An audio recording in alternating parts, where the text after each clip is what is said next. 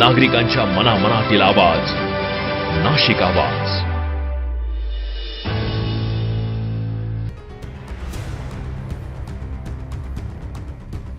नाशिकच्या वडाळा पाथर्डी रोडवर वाहतूक कोंडीचा प्रश्न दिवसेंदिवस गंभीर होत चालला आहे. कुंभमेळ्याच्या पार्श्वभूमीवर द्वारका परिसरात सुरू असलेल्या कामांमुळे वाहतुकीचे मार्ग बदलण्यात आले आहेत. त्यामुळे वडाळा पाथर्डी रोडवरील वाहतुकीचा ताण मोठ्या प्रमाणात वाढला आहे. विजय ममता सिग्नलवरून वाहतूक अशोका मार्ग, रेहनुमा शाळा, विनयनगर, भारतनगर आणि इंदिरानगर मार्गे वळवण्यात आल्याने या मार्गावर वाहनांची मोठी गर्दी होत आहे. वडाळा गावाकडून नाशिकच्या दिशेने जाणाऱ्या रस्त्यावर वाहतूक सुरळीत राहण्यासाठी समांतर रस्त्याच्या मध्यभागी डिवायडर टाकण्यास महानगरपालिकेकडून मंजुरी मिळाल्याचे सांगण्यात येत आहे.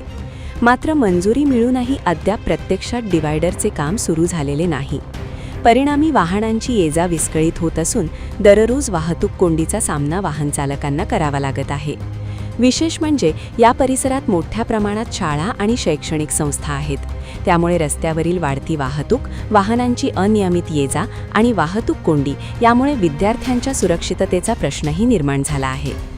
मुजम्मिल कोकणी, संचालक कॅप्टन पेट्रोलियम, वडाळा रोडवर आमचे पंपासमोरचं जे रोड आहे हा 30 मीटरचा रोड आहे. 92चे DP प्लॅनमध्ये हा 30 मीटर रोड टाकली आहे.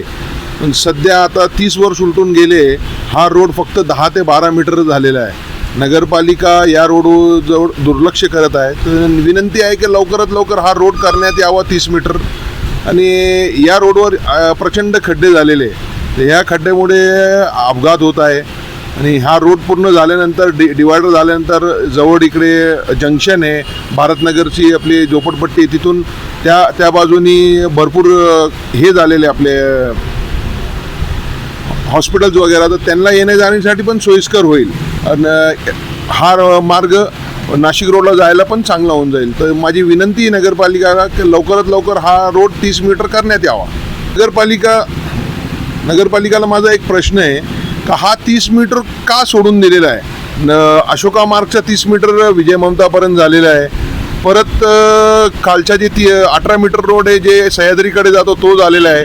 वडाला गावाकडे जातो तो 18 मीटर झालेला आहे. हा मधला रोडच सोडून दिलेला आहे. हा मधला रोड कनेक्ट करतो आहे मुंबई नाकेला. तर मुंबई नाकेची पण ट्रॅफिक डिवाईड होऊन जाईल. हा रस्ता चालू झाल्यावर लोक मुंबई नाकेहून डायरेक्ट विजय ममताला जाऊ शकतो.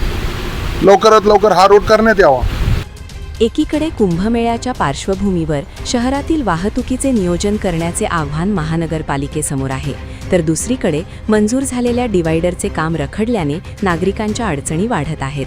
त्यामुळे महानगरपालिका या प्रकरणाची दखल घेऊन डिवायडरचे काम नेमके कधी सुरू करणार, वाहतूक कोंडी सोडवण्यासाठी कोणती ठोस उपाययोजना करणार आणि सर्वात महत्त्वाचे म्हणजे शाळकरी विद्यार्थ्यांच्या सुरक्षिततेसाठी प्रशासन कोणती पावले उचलणार याकडे आता नागरिकांचे लक्ष लागले आहे.